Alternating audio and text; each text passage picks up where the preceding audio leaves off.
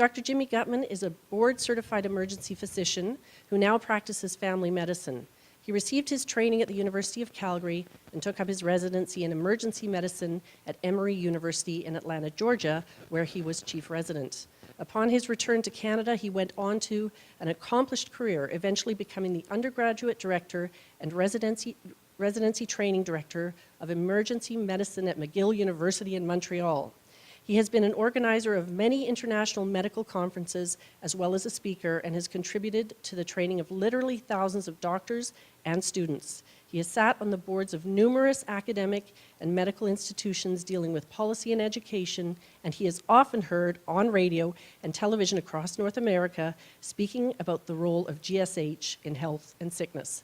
Ladies and gentlemen, our keynote speaker tonight, please welcome Dr. Jimmy Gutman. Thank you. Wow, you're good. You're good. So what do you think, Garth Brooks or Britney Spears? I hope it's Garth Brooks. Let's get right into it. Wow, I always get anxious looking at my own picture. Thank God I didn't wear the same tie. So how are you all doing? See, that's the polite answer, okay? But when a doctor asks you, how are you doing? Generally, we want to know, how are you doing with your health? So, yeah, there you go. It's somebody who's honest. How are you doing? See, it's not that vigorous a response, is it? The idea of tonight's conference is to give you some tools to survive the 21st century. Now, I know that sounds rather severe, but at least it gets your attention. And I tell you, the challenges that we're up against these days are unlike anything in the history of mankind. Now, Deborah said that there weren't going to be any quizzes, but she's wrong. I'm going to give you a little quiz over here. I'm going to show you some pictures, and I want you to think of a phrase or a statement that links all of these pictures, a common idea. Here we have a picture of a bunch of smokestacks spewing out pollution in East End Montreal. Of course, you here in Kelowna don't have that problem. Actually, you do have that problem. Yeah. And you don't have to be near these things. I mean, there's evidence of pollution that started off in the South Pacific and in China that makes its way over into your air that you're breathing in. There's another picture. One of my patients sick in bed, thermometer in his mouth, having a virus. Any similarities between those two slides? Any common ideas? Think, think, think. Grandma, 92 years old. You ask her how she's doing, and she says, great. But she's suffering from a chronic illness that each and every single person in this room is suffering from. And I hope you suffer from this for a long, long time. What am I talking about? Absolutely. The alternatives of not aging are not good.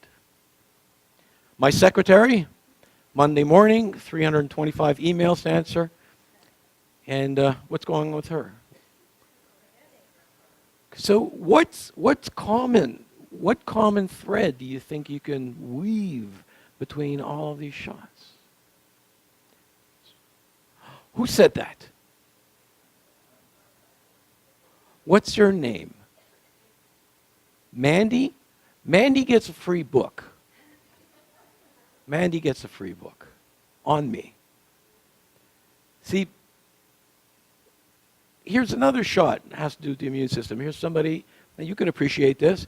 It looks like he's wearing chemical warfare gear. And what is he doing? He's spraying vegetables that you and I are going to eat. And this kind of nonsense goes on and on and on. So really, it's all about the immune system. And there are many definitions of the immune system, but really the one that's most practical is your body's defense. Your immune system is your defense against all of these nasty things. So how do you take care of your immune system? Well, you don't need to speak to a health professional. You can probably speak to Deborah's mom, who I spoke to before. Where is she? Who's a very, very sharp individual, and she'll tell you the way to take care of your immune system. Well, eat well, sleep well, exercise, manage your stress. Don't drink too much BC wine. Okay, I take that one back. That was totally politically incorrect. Well, eat well. What does that mean? Here you are, sitting in the basin of one of the world's richest food-producing areas. And I know some of you eat junk food, but even if you're going out to the farmer's market, does that mean that you're eating well? Everybody in Kelowna is so smart. I would have asked this in Toronto. Everybody would have said, yeah. Don't show this tape in Toronto, okay? So, well, I think that if you're out there trying to get fresh fruits and vegetables, you're trying to eat well, but you're not necessarily eating well, because in the year 2015, you know, the peach that you're going to eat today is nothing like the peach that your mom gave you when you were a kid. Just ain't the same. Are y'all sleeping well? Well, just statistically, half of you are not sleeping well. And this will have an effect on your immune system. Not just on your immune system, get this, and your research also suggests if you're not sleeping well, you're probably getting fat. And that has to do with weight loss and weight control. So, not sleeping well. Y'all exercising? This is a crazy city. This is a crazy city. Good, good, good. One of the healthiest cities in Canada. I believe it. I believe it. And having spoken to the health professionals last night, which included doctors, naturopaths, pharmacists, I absolutely believe it, because they are right on top of their game. They knew all about this stuff. So although you have a shortage of GPs here, the ones that you have and the other ancillary healthcare professionals are great, beyond great. Good for you. Stress management, again, okay, doesn't work. No one in Kelowna has stress. Lifestyle, well, these are bottles of beer, but it should have been bottles of BC wine. Okay, but that, those are things that any intelligent person who's been around any amount of time could tell you. It doesn't have to be a health professional. But there's going to be something else added to this list in the next few years. It's certainly on my list, and that's raise your glutathione levels. Glutathione. And that might be a bit of a mouthful, but it's something that you already have in your body. Every cell of your body manufactures glutathione. And if that's for me, tell them I'm busy. Glutathione has been called a lot of things, but it really is one of the most important things to protect you from getting sick. Now, who's not heard of this word before? Okay. Generally, most people have not heard of glutathione before, but I guarantee you that in the next 2 or 3 years, everybody will be using the word glutathione as commonly as we use words like antioxidant, because there's been well over 100,000 medical articles written on this topic. And this is an avalanche of information that is going to come crashing onto your websites and health magazines and newspapers. This is I like to say cutting edge, but really it's been around in the medical community for a while. It just hasn't raised its head and raised the level of awareness. And we managed to fix that, some of that a little bit last night. So glutathione, what does glutathione do? When I speak to a medical audience, I can talk about 40 or 50 things that glutathione does in your cell. But for y'all, since I don't want to put you to sleep before 9 o'clock, we can talk about 3. And the way to remember those 3 is to remember the word AID. What does it stand for? A stands for antioxidant. I stands for the immune system. And D stands for detoxification. Let's look at these in turn. Now, I hope I'm not patronizing anybody here because I didn't know who's going to show up and what your backgrounds are. So I'm just going to review a few things. Antioxidants. If you want to know what an antioxidant is, you need to know what an oxidant is. You need to know what oxidation is. And here's some common examples.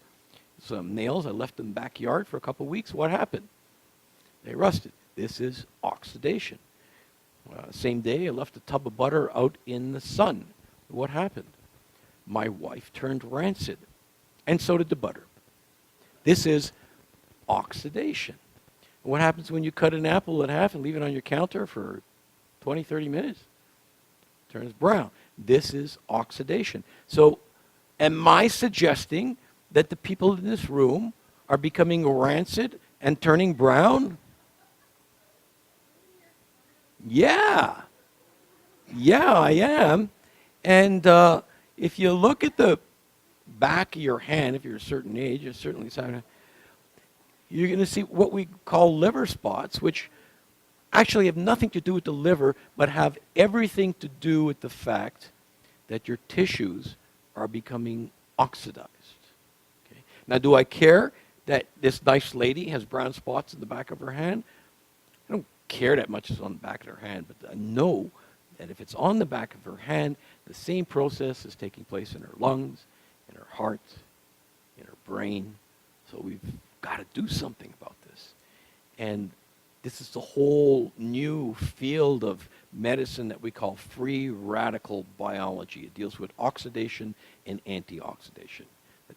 Simple as that. And we know that there's literally hundreds of disease processes that antioxidants can either prevent or even treat. Okay, so this is very, very important. And in Kelowna, everybody knows about antioxidants. I know that. So when I use words like antioxidants, free radicals, oxyradicals, don't let these terms overwhelm you. They all deal with antioxidation and oxidation. Okay? So what causes free radicals? How do we get our levels of oxidation up? We do that by being alive. If you're living and you're breathing and you're eating, you're producing free radicals. And these free radicals, sometimes they're good, but when you have too much of them, then they cause damage in your body. They're highly toxic little molecules.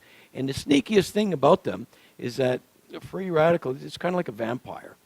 If a free radical touches another molecule, it turns it into another free radical, and the process continues and continues. So let's look at a bunch of healthy cells, and here are your nasty free radicals on the side. And it'll drift over and touch one of the cells. And after a while, that cell becomes damaged. It's full of free radicals, but that cell's touching another cell. And that cell is touching yet another cell. And voila, here you go, a black spot on the back of your hand or in your brain. So how do we stop this process? We call in the cavalry, and the original antioxidants we knew about was vitamin C. And here we have the vitamin C looking suspiciously like a Pac-Man, and you'll see why. See, here's a vitamin C, and the vitamin C will go ahead and grab onto that free radical. Now that's great because it's neutralized the free radical. The problem is that it's also neutralized itself. So at this point in time, if nothing else happened, you would just get rid of this free radical antioxidant complex. When I say get rid of it, well, let me give you a real-life example. Did you ever look at the color of your pee after you've taken the vitamin C pill? And that's what you're seeing. You're peeing out your vitamin C free radical complex. If that was the case, we'd have to be eating fruits and vegetables all day long to continue this process. But there's something else going on that prevents us from having to do that. Up to this point, most of the people in the audience who know antioxidants, they get this. Let me show you something that's a bit new to some of you. The vitamin C can find a glutathione molecule or a complex of glutathione molecules. And watch what happens. It hands the free radical off to the glutathione, and there you go. It's liberated to continue to do more work. So it picks up another one, and the process can continue over and over again. And what's happening is that the glutathione is recharging, re-energizing this vitamin C molecule. And it's not just vitamin C. Every single antioxidant known to science, and there are thousands of them, do the same thing. They unload their free radicals into a glutathione system, and that is why we call glutathione the master antioxidant, because this whole process of antioxidation would not take place were it not for the glutathione molecule. So that's A, glutathione, the master antioxidant. I, the immune system. Why do we have an immune system? We have an immune system to make sure there isn't crap in our body. It's not supposed to be there. And when I say crap, I guess the medical term would be more accurately called a foreign antigen. And what kind of examples of foreign antigens do we have? Here we see a picture of bacteria. Now, do you all have bacteria in or on your body? You all nodding your head, yes. That was an easy quiz question. Here's the hard quiz question. Measured in weight, how much bacteria do you think you have in and on your body? Who said that? Excellent answer. You said 3 pounds. It's actually, that's very good. It's about 4 or 5 pounds of bacteria that we're schlepping around. You're healthy.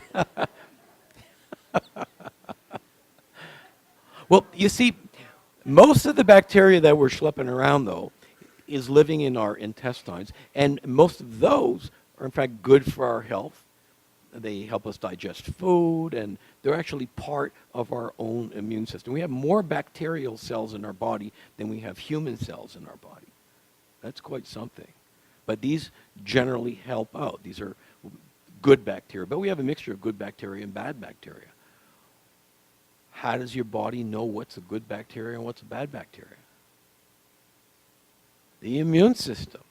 If we didn't have an immune system to make that recognition, you die from the bacteria living in your colon. Here's another one. Here's a fungus growing in a plate. Do we have fungus on our body? Is there a fungus among us?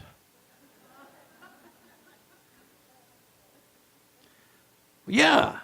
You know, when summertime comes around, you go to the pool, or in Kelowna, you can actually go into a real lake, and you see these people walking around with these ratty-looking toenails, yellow and bent, and yeah. That's actually a fungus that grows underneath your toenail. Not that it's a major problem, unless you have a weak immune system. That same funny-looking toenail, if somebody with a weak immune system like an AIDS patient has that will kill an AIDS patient. And many AIDS patients die of overwhelming fungal sepsis. Viruses. How many new viruses have you read about in the last 5 years? The hot one now is Ebola, but there's always something else. I'm going to talk about viruses. Parasites. Do we live with parasites? And I'm not talking about your brother-in-law. When you go home tonight and you put your head on your pillow and lie down on your Sealy Posturepedic, you're crushing thousands of these. Yeah. Why is it that you're not all you're probably scratching now, but why is it that we're not covered in these? Why? Our immune system. And, I worked in emergency medicine for many, many years. People with weak immune systems, a chronic alcoholic comes in and they're festering with this stuff. Okay, so it's all about the immune system. And any of these, the next killer plague, man, oh man, it's less than a day away. Less than a day away. From Vancouver, anyways. Got to take another flight to Kelowna. So how does the immune system work to defend you from these critters? Okay. So I'm going to give you Immunology 101 in 90 seconds. So for the doctors who are in the room, please forgive me. We're going to oversimplify things. Okay, so our case subject today, y'all know him. How do people in Kelowna vote anyways? Conservative or liberal? Conservative. Okay, so I'm in trouble. This slide works really well in Quebec. And so here's the Prime Minister. He's probably out there now and working the crowd and kissing babies and shaking people's hands. And one of the hands that he's going to shake, somebody's going to have a cold. And they're going to have this nice glob of viral secretions on their finger. And pass it on to Mr. Harper, who then is going to be asked a tough question, and he's going to rub his eye or rub his nose, and giving that viral particle a chance to get into his body. And here we see very quickly, this little green guy here, there's a virus, surrounded by our frontline soldiers of the immune system are white blood cells. These white blood cells, these soldiers of the immune system, are always on alert to find something that's not supposed to be in your body, foreign antigen. So, foreign antigen, are we talking about one viral particle? In 20 or 30 minutes, Mr. Harper will have hundreds of thousands, if not millions, of viral particles in his body. But he's only got a fixed amount of white blood cells. There's only a set number of these soldiers. So what does he do? The white blood cells themselves will start to divide. They'll clone themselves. And they can divide upwards of 500 times in a healthy individual with good levels of glutathione. That's not 500 white blood cells, it's 500 divisions. So if you get a calculator, or guess your iPhone, you don't have enough room on the screen to see all those numbers. And here's the key. Without glutathione, that whole process grinds down to a halt. And people that don't have glutathione levels, by definition, are going to get sick from infectious disease. The classic case we have, of course, is HIV and AIDS. These patients are, by definition, glutathione deficient. They have immunodeficiency, but the same thing applies to hepatitis, to common cold, and on and on and on. So think of glutathione literally as food or fuel for your immune system. The higher your glutathione levels are, the more responsive your immune system is going to be. D, detoxification. Spoke a little bit about this last night. In emergency medicine, who's worked in an emergency room before? Okay, who's been in an emergency room before? There we go. Tends to be more common. One of the nastier things we need to deal with are people who are coming in with an intentional overdose. They don't want to be there. It's always a sad scene and usually a very messy scene, and you'll see why. What do you think the most common drug is to overdose on? It's actually alcohol. 50% of the cases of an overdose will have alcohol on board. But the next most common drug is acetaminophen. Y'all know what acetaminophen is? Tylenol, Adderall. It's a very, very ugly way to die. If any of you took a big old bottle of extra strength Tylenol, it would probably kill you. But you didn't know that. Why do you think they make children's Tylenols in these little bottles? So when the little bugger opens it up and downs them all, he doesn't kill himself. And I say he because statistically it's usually a little boy that will do that. It's not an innocuous medication. It can cause a lot of harm. And the way it kills you, it takes its time. It takes about 2 to 5 days, after which your liver falls apart. Okay? I think it's a great thing that it takes 2 to 5 days to kill you. I think that's great. You're all looking at me like, what is this guy talking? It's great because usually after the night that you've had this impulse to do it, or you sober up, you wake up the next morning and you go, oh my God, what have I done? Either yourself or your friend or your spouse will drag you over to the emergency department. And if I can get my hands on you in 24 to 48 hours, I can save your life. See, I've got this 4 or 5 day window. I can save your life. How do I save your life? I save your life by raising your glutathione levels. So most doctors understand raising glutathione. Yeah, we do that in acetaminophen overdose. But what is not that well known, look at this list of toxins that we're exposed to every day of every week. And if this screen went down into the basement of the hotel, I can continue to fill the screen with toxins that we absolutely require glutathione for its elimination. Cigarette smoke, automobile exhaust, pesticides and herbicides. And why do I have a picture of fish here? Mercury, and on and on and on.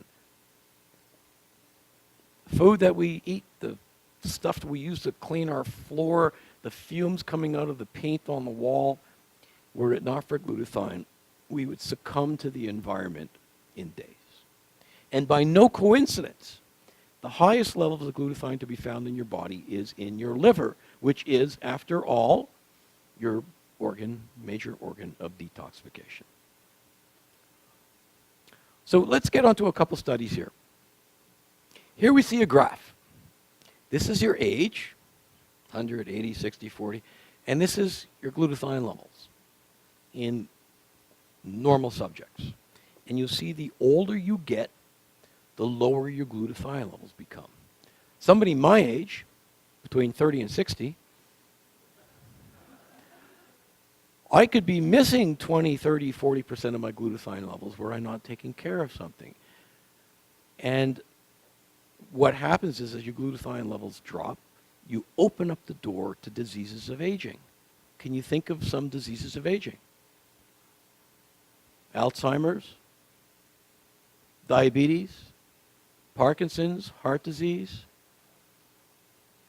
cancer, certain cancers like prostate cancer, absolutely, that's a disease of aging. Alzheimer's.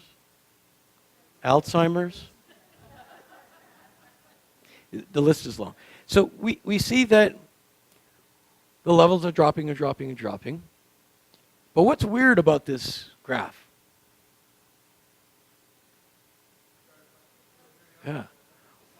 When you measure glutathione levels in individuals who are about like 100 years old, you find that they don't have low glutathione levels, they have high glutathione levels. Why? Who said that? The same person who won the book. That's why they're 100. Because they had the genetic inherent ability to maintain high glutathione levels so that their friends and their enemies were selected out of the population. So that's a very interesting and curious finding in glutathione in the aging process. That's glutathione in aging. Let's look at glutathione and general health. Here's a study, I think this was, this was a study done in Florida. I guess Florida and Kelowna is a good place to do studies on older people. And what they did is they measured glutathione levels in different subjects. young, healthy people, high glutathione levels. Healthy older people, meaning they didn't really need to go to the doctor. They went when they had a problem. Older people that would go see the doctor on a regular basis to get the prescriptions refilled, their blood pressure measured, and finally, people in the hospital. And a perfect correlation. The sicker you were, the lower your glutathione levels were. And this wasn't just, I mean, this study was in physical illness, but there are other studies looking at mental capacity, studies looking at who's out there, which person is out there playing cards, going to a restaurant, and who's sitting at home complaining about a sore back. So glutathione correlation with age, glutathione correlation with general health. Well, what about healthy people? Here's a study that we did at McGill University where we took young athletes, and at the beginning of the summer, we put half of them on Immunotec, which is a glutathione precursor, and half of them on a placebo. And we had them work out over the summer. At the end of the summer, we brought them back and measured them for muscle strength. And their performance, their muscle strength and endurance was between 10 and 15% more in the Immunotec. This is crazy numbers.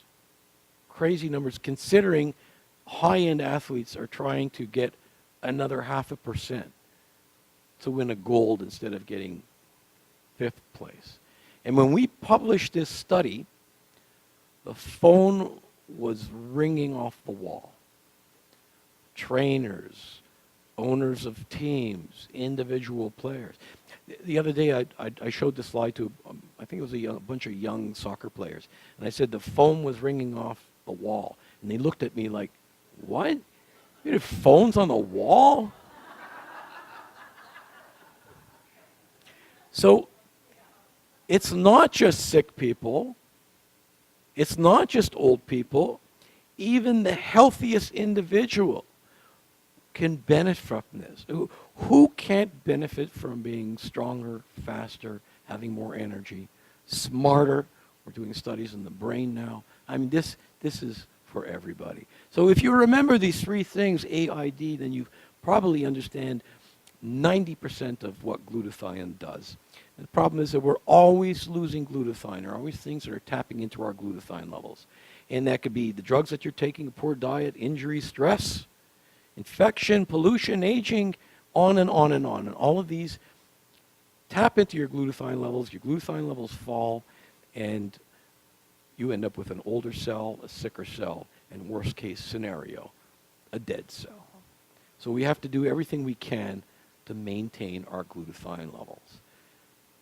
Here is perhaps the most important slide for you tonight. If you're going to remember one slide, this is the slide to remember.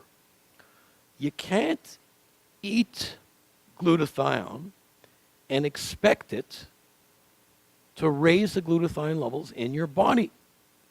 If you eat glutathione, it becomes rapidly broken down in your digestive system and ends up in Lake Okanagan.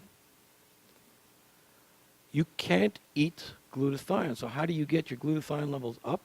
You give your body the building blocks. You give your cells what we call precursors for your cells to be able to manufacture its own glutathione. If you walk away with anything, that's the message. And what we're talking about, of course, is this product called Immunotec. It was developed at McGill University. We've been doing research on this upwards of 40 years. This was launched 18 years ago as a commercial enterprise. And we have the ability in Canada, I know this doesn't look like much, but when you're dealing with natural products in Canada and United States, you're not allowed to make any medical claims. Whether it's true or whether there's patents, you can't say that a natural product affects anything about your health. But we, after sending van loads of research to Ottawa, we got what's called an NPN number that allows us to say that taking Immunocal will help your immune system. Sounds benign, but I tell you, it's a big, big struggle between the pharmacy industry and the people who produce natural products. There's a lot of things that we can talk about, but I don't want to get into a political discussion unless there's more BC wine there. So how does Immunocal work? Simply, it gives your body the building blocks so your cells can make its own glutathione. And we have many, many patents, what we call method of use patents. This is not a manufacturing patent. This is not a description of a molecule. This is a patent that's kind of unique to the pharmacy industry, saying that if you take this, then that happens to you. Okay? This is a very, very difficult patent to get because you have to back it up with a ton of research. And we're quite unique in this area. The credibility for me and for the health professionals that I spoke to last night, it's all about research. You know, you can say what you want theoretically, or you should do this, or the Yanomamo Indians have been taking it for 10,000 years. And no, for a conservative scientist, for a researcher, for a doctor, the three most important things are research, and, okay. And so not just research. You know, research is like food. There's good stuff and there's bad stuff. We're talking not about research done in a test tube. We're not talking about research that's done in a rat. You want to know that there were double-blind clinical trials, statistically relevant, done in human beings. And if you look at most natural products, that's a rarity. Rarely will you find that. And this is a company that's been doing this for decades. We have dozens. And you need to look this up. Because, yeah, I'm giving a talk about health and talking about science. I'm ultimately being paid by a company to market a product. Your health is the most important thing you have in your hands. So I urge you, go home and do your homework. And when you look up the importance of glutathione in every single cell of your body, you'll know that you made the right decision. Anybody seen this book before? The nice navy blue book? The pharmacists know it. It sits on the desk of every pharmacist. It sits on the desk of every doctor. What it has is all the prescriptions that I can write your prescription for, all the pharmaceuticals. But there's a non-pharmaceutical, non-prescription thing in there under I called Immunocal. So if you want, and I'm a doctor, I urge you always tell your health professional not only what drugs you're taking, but they need to know what supplements you're taking. And if you speak to a pharmacist, they really want to know what supplements you're taking because there could be drug supplement interactions and all this other stuff. So we're in there. And if you want to take it, have your doctor look at it, flip open to the eye, indications, contraindications, clinical pharmacology, and all the rest of that dry stuff that doctors love to look at. So after all that, how you all doing?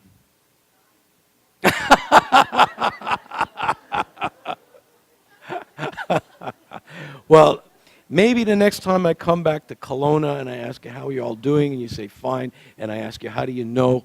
You'll tell me you're taking Immunocal and raising your glutathione levels. Thank you very much.